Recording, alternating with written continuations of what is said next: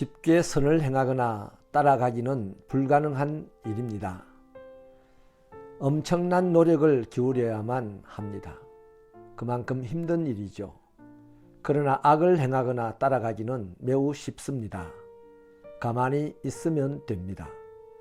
열왕기상 15장 33절로 16장 7절은 바아사 왕의 악행에 대하여 예후 선지자가 책망한 내용입니다. 제가 15장 34절을 읽어 드리겠습니다.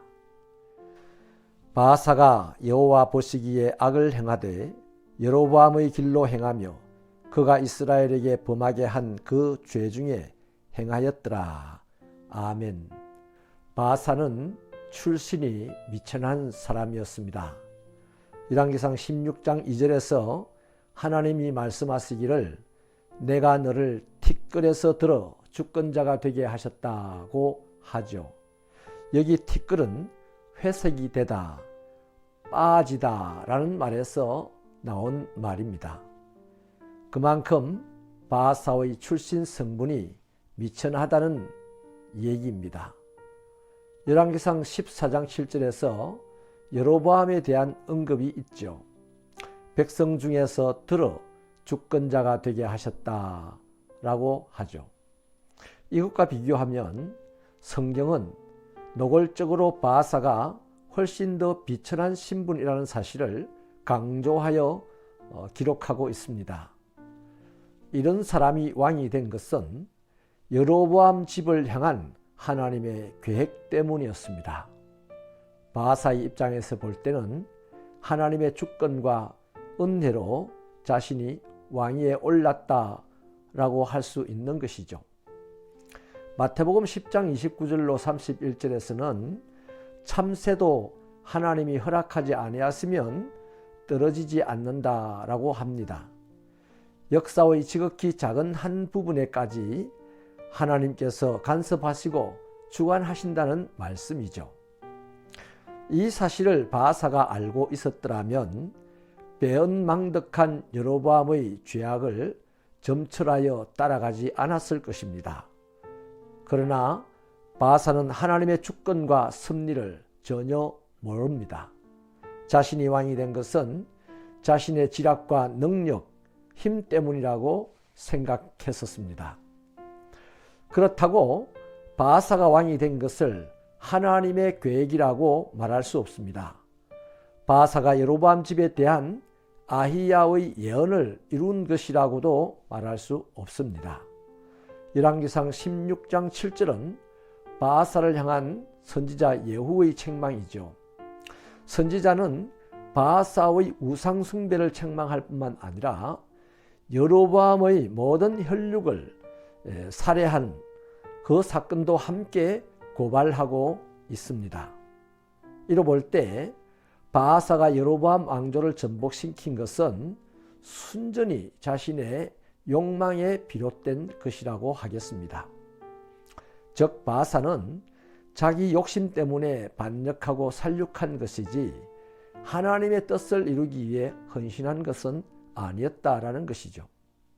하나님께서는 그렇게 잔인한 바아사를 도구로 삼아 패역한 여로보암 가문에 징계를 베풀었던 것입니다. 아이러니한 사실은 바아사가 여로보암의 집을 모조리 살육하였으면서도 여로보암이 만든 우상 숭배의 전통만큼은 그대로 답습하고 있다는 사실입니다. 여로보암이 이스라엘 백성에게 범하게 한 죄, 즉 단과 베델에 세운 금송아지를 숭배하는 일은 계속하였다는 거죠. 아무리 보아도 바아사의 눈에는 여로보암의 우상 숭배가 그럴듯하게 보였던 것입니다. 그래서 하나님은 바아사의 죄악을 물으셨습니다. 우리가 뒤에 살펴보겠지만 바아사의 아들 엘라에 대해서 바아사의 일가는 여로보암 집과 똑같은 운명을 맞이하게 됩니다. 시므리라고 하는 군대 장관에 의하여서 26년 만에 살아있는 모든 바아사의 혈육은 다 죽임을 당하고 말았습니다. 사랑하는 형제자매 여러분, 타락한 인생들은 선하고 아름다운 전통을 이어가는 것에 인색해하고 힘들어합니다. 반면에 악하고 좋지 않은 전통을 만들거나 답습해 가는 것은 매우 쉬워하고 빠르게 진행합니다. 오늘 우리가 사는 세상도 그렇죠. 건전하고 아름다운 것들이 점점 퇴폐적이고 무질서한 것들에 밀려서 몰락해가고 있는 그런 현실입니다. 이런 시대에 그리스도인을 향하여서 갈라디아서 6장 9절은 이렇게 권면합니다. 우리가 선을 행하되 낙심하지 말지니 포기하지 아니하면 때가 되면 이룰 것이다 라고 하죠.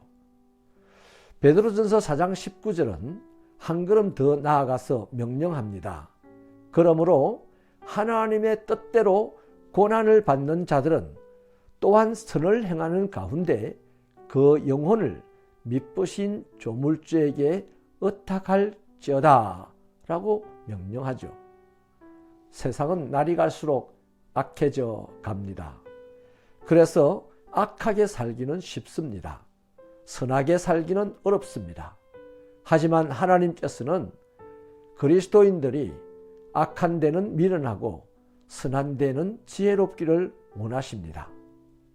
오늘 우리는 그리스도인으로서 우리의 마음을 선한 곳에 두고 우리의 행위를 선한 곳에 올려서 몸부림치며 달려가야겠기에 저와 여러분의 마음을 잘 다스릴 수 있기를 바라고 우리의 행동을 하나님께 맡기며 나가기를 바랍니다.